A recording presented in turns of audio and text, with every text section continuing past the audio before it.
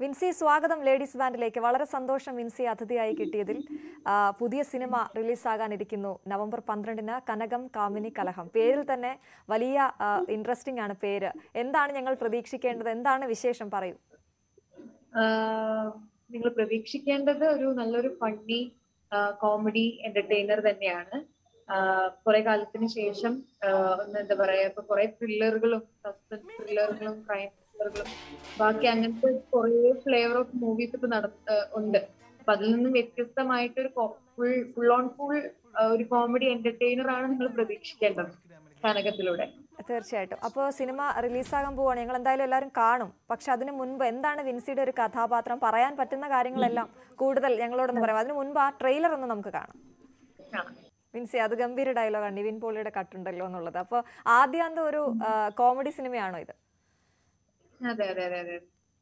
കുറെ എലമെന്റ്സ് ഉണ്ട്. പക്ഷേ നമ്മളെല്ലാം കണ്ടു കഴിയുമ്പം മനസ്സറിഞ്ഞ് ചിരിച്ചിട്ട് ഇറങ്ങാൻ പറ്റുന്ന ഒരു ടൈപ്പ് ഓഫ് മൂവി. വിൻസിയുടെ കഥാപാത്രത്തെ കുറിച്ച് പറയാമോ? ഞാൻ അതിലൊരു മെയിൻ ആയിട്ട് ഈ കഥ നടക്കുന്ന ഒരു പോർഷൻ എന്ന് പറയുന്നത് ഒരു ഹോട്ടലിന്റെ ഉള്ളിലുള്ള ഒരു സംഭവമാണ്.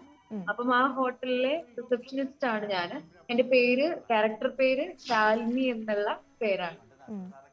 വിൻസി, കോമഡി ചെയ്യാൻ എനിക്ക് തോന്നുന്നു വിൻസിക്ക് ഭയങ്കര ഇഷ്ടമുള്ള ഒരു എലമെന്റ് ആണെന്ന് തോന്നി കോമഡി എന്നുള്ളത്. പ്രത്യേകിച്ച് വിൻസിയെ കുറിച്ച് പറയുമ്പോൾ, വിൻസിന്ന് കേൾക്കുമ്പോൾ തന്നെ നമുക്ക് പെട്ടെന്ന് നായികനിലെ പല രംഗങ്ങളും ഓർമ്മ വരും. അതിൽ ആ ചിക്കൻ കറിയാണ് ഏറ്റവും പ്രധാനമായിട്ടും ഓർമ്മ വരുന്നത്. അതുകൊണ്ട് തന്നെ അത്തരത്തിലുള്ള കാര്യങ്ങളെല്ലാം ഈ നേരത്തെ തന്നെ കോമഡി ചെയ്യാൻ ഇഷ്ടമുള്ള ഒരാൾ, വളരെ തന്മയത്വത്തോടുകൂടി അത് ചെയ്യുന്ന ഒരാളെന്ന നിലയിൽ വളരെ എളുപ്പമായിരുന്നു, ഈസി ആയിരുന്നു ഇതിൽ അഭിനയിക്കാൻ.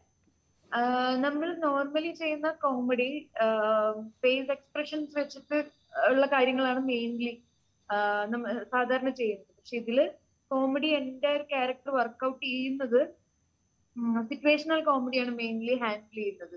മോർ ദാൻ ഫേഷ്യൽ എക്സ്പ്രഷൻസ് കൊണ്ട് ഒരു മോഡ് ക്രിയേറ്റ് ചെയ്യുന്നതിലപ്പുറം സിറ്റുവേഷണൽ കോമഡിയാണ്.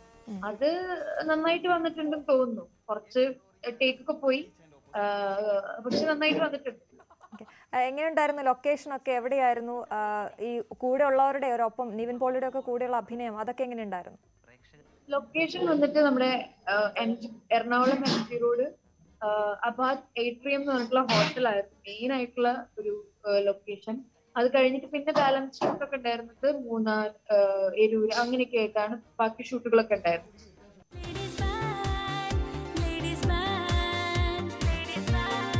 നമുക്കൊപ്പം തുടരുന്നുണ്ട്. വിൻസി, കോവിഡ് പല രീതിയിലാണ് നമ്മളെ ബാധിച്ചിരിക്കുന്നത്. ഇപ്പോൾ നമ്മൾ അകന്നിരിക്കുന്നത് കൊണ്ട് തന്നെ ചെറിയ ചെറിയ പ്രശ്നങ്ങൾ, ഇടയ്ക്ക് സാങ്കേതിക തകരാറുകളൊക്കെ വരുന്നുണ്ട്. എങ്കിലും നമുക്ക് വേഗം അതിലേക്ക് പോകാം. ഞാൻ സംവിധായകനെ കുറിച്ചാണ് ചോദിച്ചത്. അദ്ദേഹത്തിന്റെ ഒരു പിന്തുണ എത്രത്തോളമായിരുന്നു? പ്രത്യേകിച്ച് ആൻഡ്രോയിഡ് കുഞ്ഞപ്പൻ പോലൊരു സിനിമയൊക്കെ നമുക്ക് നൽകിയ ഒരു സംവിധായകൻ. എങ്ങനെയുണ്ടായിരുന്നു അദ്ദേഹവുമായുള്ള ഒരു കെമിസ്ട്രി?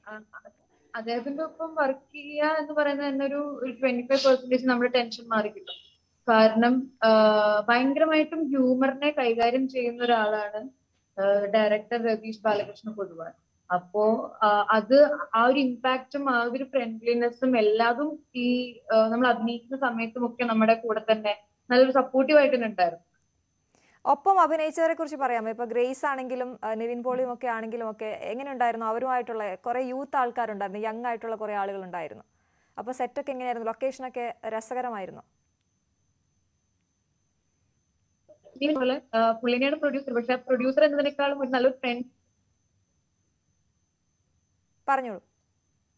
ഭയങ്കര ഫ്രണ്ട്ലി ഫീൽ ചെയ്തുള്ളൂ നിവിൻ ചേട്ടനൊക്കെ. പിന്നെ ഗ്രേസ് ആണെങ്കിലും എന്താ പറയാ, നല്ലൊരു സപ്പോർട്ടായിരുന്നു. അപ്പൊ എനിക്കറിയാത്ത പല കാര്യങ്ങളും അവളാണ് എനിക്ക് പറഞ്ഞു തന്നിട്ടുള്ളത്. പലപ്പോഴും ഹെൽപ്പ് ചെയ്ത് തന്നിട്ടുണ്ട്. അപ്പൊ അങ്ങനെ ഭയങ്കര, പിന്നെ ഒരു ഗംഭീര ആക്ട്രസ് ആണ് ഗ്രേസ്. പിന്നെ രാജേഷ് മാധവൻ, സുധീഷ് ഏട്ടൻ, ജോയ് മാത്യു, സുധീർ പറവൂർ, അങ്ങനെ നല്ല കുറെ ആർട്ടിസ്റ്റുകൾ ഈ മൂവിയിലുണ്ട്. എല്ലാവരും നല്ല അടിപൊളിയായിരുന്നു. സെറ്റില് നല്ല ഓളമായിരുന്നു. വിൻസി, എങ്ങനെയാണ് ഈ ചിത്രത്തിലേക്ക് വന്നത്? ഞാൻ ഭയങ്കര ആക്സിഡന്റലി വന്നതാ. അതായത് കോവിഡിന് വേറൊരു ആർട്ടിസ്റ്റ് ആയിരുന്നു. അപ്പം ആൾക്ക് പ്രൈമറി കോണ്ടാക്ട് കാരണം വേറൊരു ഓപ്ഷൻ വേറൊരാളിലോട്ട് പോകും. അയാൾക്കും പ്രൈമറി കോണ്ടാക്ട് വന്നിട്ട് ഒരു തേർഡ് ഓപ്ഷൻ എന്നുള്ള രീതിയിലാണ് ഞാൻ ഇതിലോട്ട് എൻട്രി കയറുന്നത്. അങ്ങനെ ചെയ്തു. അങ്ങനെയാണ് ഞാൻ ഇതിലോട്ട് എത്തിപ്പെടുന്നത്. ഓക്കെ, എത്രത്തോളം പ്രതീക്ഷയുണ്ട്? പ്രത്യേകിച്ച് ഈ OTT പ്ലാറ്റ്ഫോമിലാണല്ലോ ചിത്രം റിലീസ് ചെയ്യുന്നത്. വലിയൊരു ബിഗ് സ്ക്രീനിലേക്ക് എത്തേണ്ട ചിത്രമാണെങ്കിൽ പോലും ഈ ഒരു സാഹചര്യത്തിൽ OTT-യിലാണ് റിലീസ് ചെയ്യുന്നത്. അതിന്റെ ഒരു സങ്കടം ഉണ്ടോ? സങ്കടമില്ല. നമ്മള് ആദ്യമേ ഈ പടം പ്ലാൻ ചെയ്യുമ്പോൾ OTT എന്നുള്ള രീതിയിലാണ്. പിന്നെ തിയേറ്റർ ഓപ്ഷൻ നോക്കി ആൻഡ് ബാക്ക് ടു OTT ആണ്. പക്ഷെ അതിൽ വിഷമമൊന്നുമില്ല. കാരണം ഞാൻ എപ്പോഴും പറയുന്നത് ന്യൂ കമർ എന്ന നിലയ്ക്ക് OTT പ്ലാറ്റ്ഫോം നമുക്ക് ഭയങ്കര ഭാഗ്യമാണ്. തിയേറ്ററിനെക്കാളും ഒരു അക്സെപ്റ്റൻസ് കിട്ടുന്നത് OTT-യിലാണ്. അതുകൊണ്ട് ഞാൻ ഹാപ്പിയാണ്. ശരി വിൻസി, ഞങ്ങളും ഹാപ്പിയാണ്. ഏറെ പ്രതീക്ഷയോടെയാണ് ആ ചിത്രത്തെ കാത്തിരിക്കുന്നത്. ചെറിയ സാങ്കേതിക പ്രശ്നങ്ങളുണ്ട്, മനസ്സിലാകുന്നു. അതുകൊണ്ട് തന്നെ നമുക്ക് ഇടയിൽ കുറച്ച് പ്രശ്നങ്ങൾ വരുന്നുണ്ട്. അതുകൊണ്ട് സംസാരത്തിന് ബുദ്ധിമുട്ടുണ്ടാകുന്നുണ്ട്. വളരെയധികം നന്ദി ഞങ്ങൾക്ക് അതിഥിയായി എത്തിയതിന്. എല്ലാവിധ ആശംസകളും നേരുന്നു. Thank you.